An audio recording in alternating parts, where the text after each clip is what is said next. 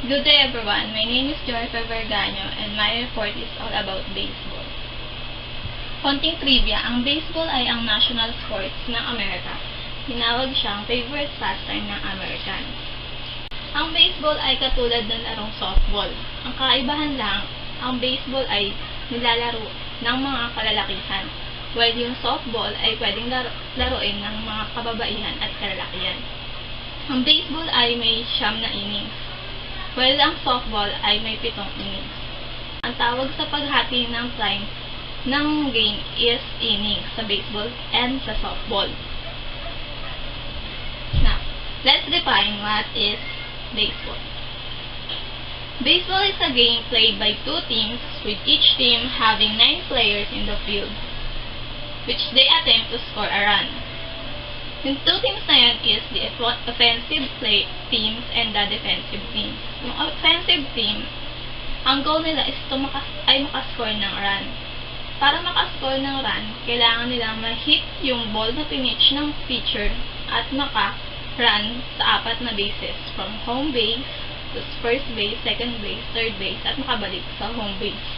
Pwede sila maka-advance sa mga plate kung may hit sila ng bola na pinitch ng pitcher, o di kaya maka-4 na ball yung pitcher. Pag sinabing ball, hindi dumaan sa strike zone yung ball na pinitch ng pitcher. Kailangan maka-4 na gano'n para maka-advantage yung batter sa first base.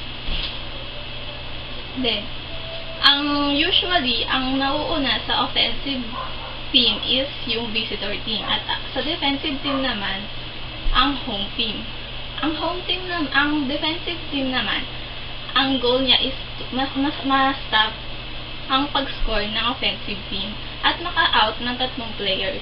Kapag maka-out na sila ng 3 players, sila naman ang magiging offensive team. Punta tayo sa history ng baseball. Hindi masyado malinaw kung saan nagmula ang baseball. Pero ang sabi nila, ang baseball daw ay nag-evolve sa English game na rounders. Ang modern baseball ay nag-develop from various English game of rounders from related regional and local games, and from children's game like One Old Cat, all of which had evolved through centuries. Noong 19th century, sumikat ang larong rounder sa Amerika at doon nagsimula ang larong baseball. Ang sabi pa nila, si Abner Doubleday daw ang nag-invented ng baseball noong 1839. Kaso wala pang proof na nagpapatunay na siya talaga mismo ang nag-invented ng baseball. At noong 1845, si Alexander Cartwright, na kilala sa pangalan na the father of baseball, published his first rule of baseball in the United States for New York City baseball club called Knickerbockers. Noong 1846, the first recorded baseball game was held nung natalo yung team ni Albert Cartwright na Knickerbockers in New York Baseball Club. Noong 1869, the Cincinnati Red Stockings became the first openly salaried team. Sila rin yung kunikonsider na first professional team sa baseball. Noong 1871, the National Association of Professional Baseball Players was established. Then, noong 1876, the first major league or the National League was formed. Now, let's see kung saan naglalaro ang mga player ng baseball. Ang field of play ng baseball ay tinatawag na diamond, although ang hugis niya is square. Kaya siya tinawag na diamond kasi yung second base plate niya is nakaangat. So, kapag sinundan mo yung line at yung kanto or yung side ng plate ng second baseman, huwag mo mukhang diamond yung field. Kaya siya tinawag na diamond. Ang field is hinahati sa dalawa. Ang infield and the outfield. Yung infield dito nakapwesto yung mga infielder. At ang outfield, dito naman nakapwesto yung mga outfielder players. Ito yung grassy part ng baseball. Ang infield makikita yung 4 na bases. Itong 4 na bases na ito yung tinatakbo ng mga players para makascore ng run. Yung home plate, first base, or tinatawag na initial sack, second base, tinatawag din na keystone sack, the third base, na tinatawag na hot corner, and the home plate. Kailangan niyang matakbuhan lahat ng base na to para makascore ng isang run. Hindi lang siya basta takbuhan. Kailangan niya matapakan bawat bases para makascore ng run at hindi siya ma-out. Kapag hindi niya natapakan, miski isa man lang sa mga bases na to, mamimisbag siya at ma-out siya sa game. Each plate, ang layo niya is 90 feet. Ang layo nila sa isa't isa is 90 feet. While yung pitcher's plate naman, kung saan nakapwesto yung pitcher, may layo siyang 60.5 feet away from the home plate. This is the one deck circle kung saan nagwo-warm up yung second na batter. Yung susunod na batter na nakapwesto dito sa batter's box. Either right-hander siya or left-hander siya. Dito naman nakapwesto ang catcher ng defensive team. Dito nakapwesto ang mga coaches box. Kaya siya mayroon mga coaches box kasi minsan kasi ang player na nakapwesto sa mga bases, hindi nila alam kung tatakbo ba sila or hindi sila mag-advance sa next base. Kaya kailangan nila ng advice ng mga coaches nila. At dito pwedeng pumesto yung mga coaches para magbigay ng instruction sa mga player. Then, next is position of the player.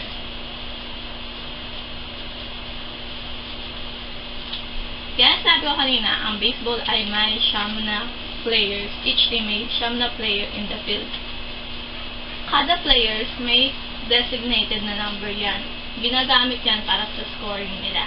Number 1 is designated sa pitcher. Ang number 2 is designated sa catcher. Ang number 3 is designated sa first baseman.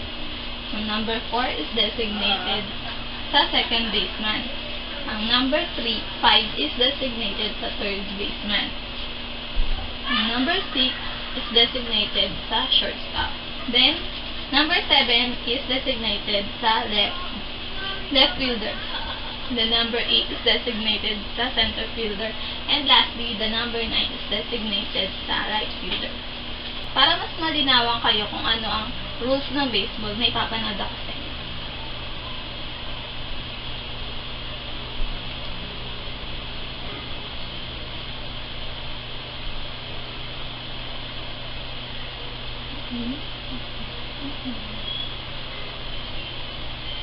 It's more than a game, it's baseball. From an outsider looking in, baseball appeared simple enough.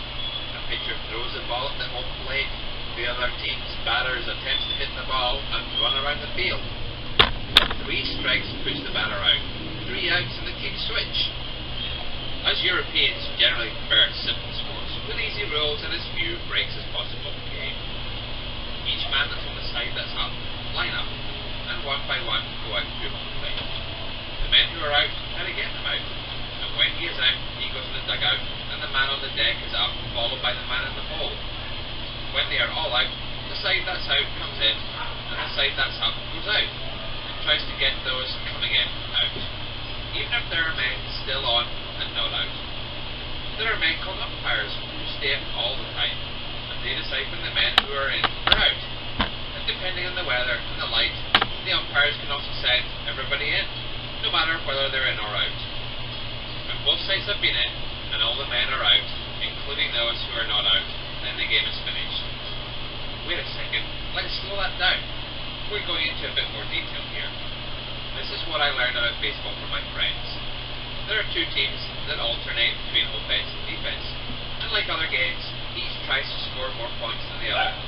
But in baseball, they don't call them points, they call them runs.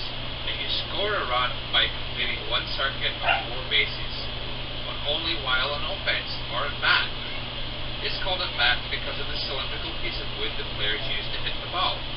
The thin bat begins to frustrate the batter as a 3 inches diameter ball with red stitching blows right past them. The baseball can be thrown anywhere from 80 miles per hour, approaching 100 miles per hour, and rarely on a straight trajectory. So who is throwing the ball at the offense batter? The defensive pitcher. He stands in the middle of a mound at the center of the diamond, and he starts the action by throwing the ball towards home plate at his catcher. The catcher catches the ball and it is not hit. Each team has 9 players in its batting order, and they must stick to that order throughout the game unless there are substitutions. A play begins with a batter waiting to hit a pitch from the pitcher. This swing and miss starts to become a pattern until the batter hits the ball. When the batter hits the ball into the field of play, the batter is then referred to as a runner. A batter gets a hit when he reaches a base without getting out, or forcing another runner to get out. He runs from home base to first base. There are 3 more bases that he has to run, second, third, and then back to home. Runs are then scored when a runner makes it at home before there are 3 outs in the inning. If players hit the ball over the outfield fence, it's a home run, and the batter can circle all 4 bases without worrying about hustling or stealing bases or getting out. If there's a runner on all 3 bases, and the batter hits a home run, it's called a grand slam, because all 4 offensive players can run the bases and get a free trip home. So what about the defense?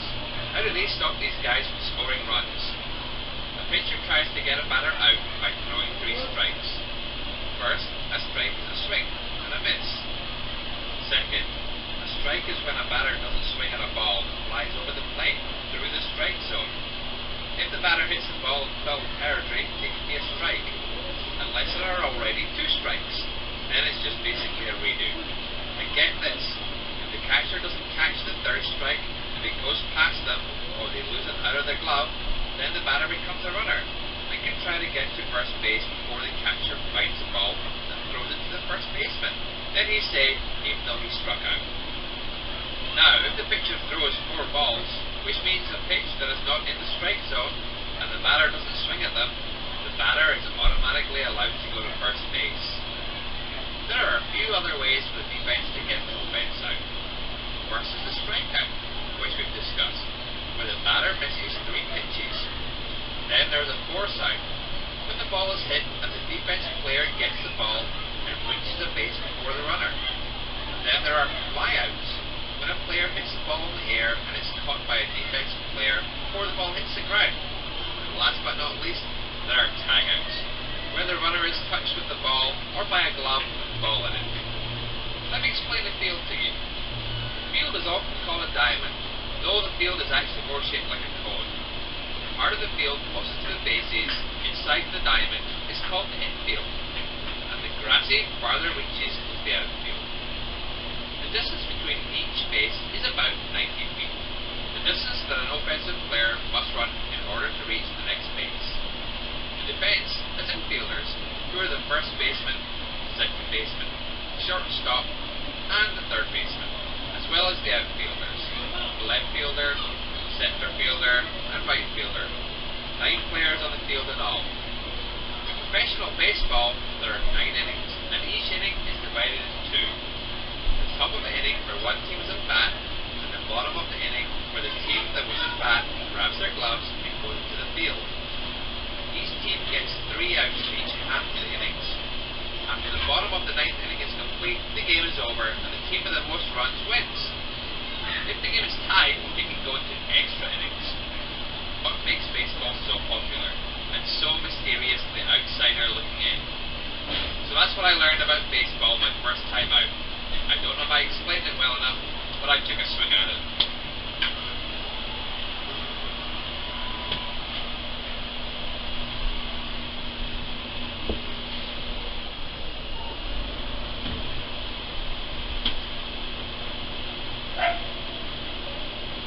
that will be the end of my report. For references, these are my references. You can free to check it out. Thank you for listening and watching this video.